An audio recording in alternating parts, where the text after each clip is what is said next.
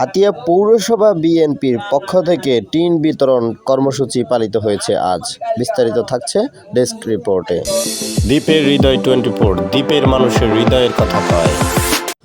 আজ 7ই মে বৃহস্পতিবার বিকাল 4টায় হাতিয়া পৌরসভায় বিএনপির পক্ষ থেকে বাংলাদেশ জাতীয়তাবাদী দল বিএনপির ভারপ্রাপ্ত চেয়ারম্যান জনাব তারেক রহমানের পাঠানো টিন বিতরণ কর্মসূচি পালিত হয়।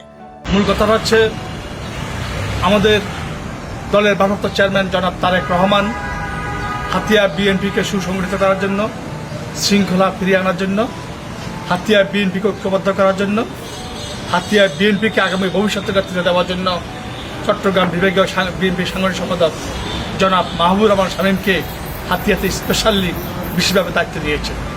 সেই দায়িত্বের দেওয়ার কারণে হাতিয়া বিএনপি নেতা কর্মীকে একটি মাহবুবুর রহমান শামীমের পক্ষ থেকে তারেক রহমান মাহবুবুর রহমান শামীমের জন্য কিছু উপহার সামগ্রী দিয়েছেন। আর সেই উপহার হচ্ছে এই টিন। মাহবুবুর রহমান শামীমের হাতিয়াতে বিশেষভাবে দায়িত্ব দেওয়ার জন্য দিয়েছেন।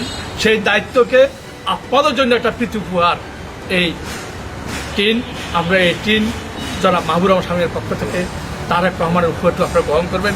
আমরা আমাদের পৌরসভার বিএনপির পক্ষ থেকে দেশ নায়ক তারেক রহমানকে প্রতি আমরা কৃতজ্ঞ। আমাদের দেশ নায়ক তারেক রহমান আমাদের প্রতিনিধি ওই অত্র হাতিয়ার ভবিষ্যৎ কর্ণধার জনাব মাহবুবুর রহমান শামীম ভাইয়ের মাধ্যমে যাকে নেতা মাইনে আমরা এই দলটা করি বিগত জীবন থেকে, আমি ভবিষ্যতে যতদিন বাকি এই জিনিসটাই করবো, এই বাইরে যাবো না, সেরকম একজন ব্যক্তিকে মনোনয়ন করা হয়েছে এই ভোটটা পাওয়ার জন্য। দ্বীপের হৃদয় 24, দ্বীপের মানুষের হৃদয়ের কথা কয়।